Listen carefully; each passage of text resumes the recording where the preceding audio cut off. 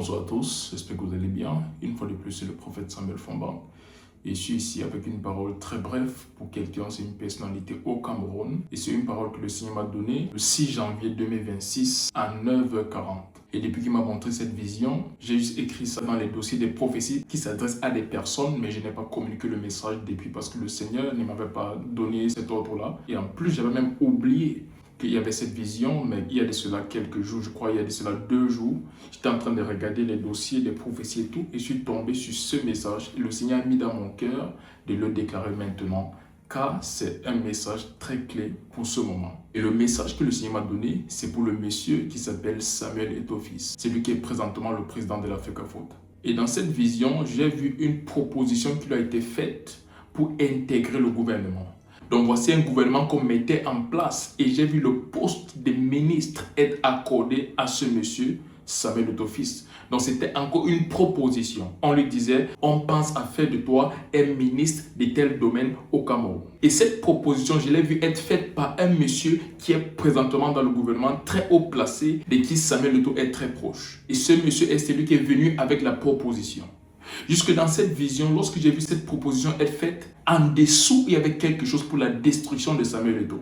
Je ne dis pas que c'est le monsieur en question qui a proposé ceci, qui avait le plan pour le détruire, mais j'ai vu que le fait qu'il intègre ce gouvernement-là va le détruire. Parce qu'il y avait des personnes dans ce même gouvernement qui avaient déjà pour but de le détruire. Donc le fait de l'inclure dans ce gouvernement n'était pas une sorte de promotion, une façon de l'amener à bien faire un certain travail, mais c'était plutôt qu'il rentre dans un cercle où ils vont mieux le tenir et le détruire. Dans cette vision, le Seigneur m'a montré clairement un plan obscur sous cette promotion ou cette nomination en question. Et le conseil que je donne à Samuel Eto'o en tant que prophète, c'est de refuser cette nomination, de faire partie du gouvernement qu'on va mettre en place au Cameroun.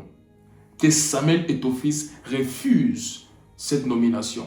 Qu'ils disent clairement, je ne veux faire partie de cela, je préfère aider la nation dans d'autres domaines, mais pas intégrer le gouvernement en tant que fonctionnaire du gouvernement et surtout à ce poste de ministre comme j'ai vu dans cette vision.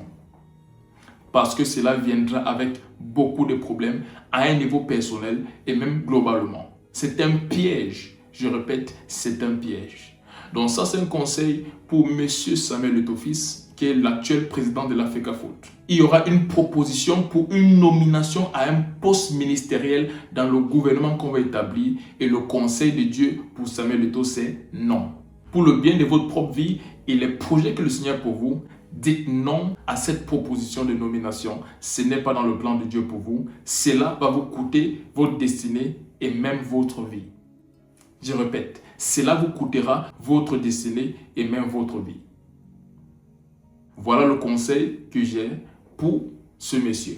Et par rapport à la nation, il y a une vidéo que j'ai faite le 10 juin 2026. Le même jour que j'ai donné la prophétie pour les États-Unis, c'était même la même chose, c'était au même endroit. J'ai filmé le même jour. J'ai même filmé la prophétie pour le Cameroun avant celle des États-Unis. Mais celle des États-Unis était plus courte et aussi c'était plus urgent. Donc j'ai pu monter la vidéo rapidement et j'ai posté. Mais pour le Cameroun, je n'ai pas encore eu le temps de faire cela parce que j'ai voyagé pendant tout ce mois et j'avais aussi une retraite spirituelle, ce qui m'a empêché de vraiment me donner à tout ce qui concerne les réseaux et tout ça. Mais je vais par la grâce de Dieu monter cette vidéo d'ici quelques jours et poster parce que dans cette vidéo se trouvent des choses qu'on doit faire en tant que Camerounais et surtout en tant qu'Église de Christ par rapport à la suite. Les premiers 6 mois de l'année se sont déjà écoulés et je vous ai dit l'année 2026 est très décisive pour la nation, le Cameroun. Et voici la deuxième partie des 6 mois aussi qui portent en eux beaucoup plus de surprises qu'on en a vu parmi les premiers 6. Alors j'aimerais qu'on prenne les instructions dans cette vidéo-là très au sérieux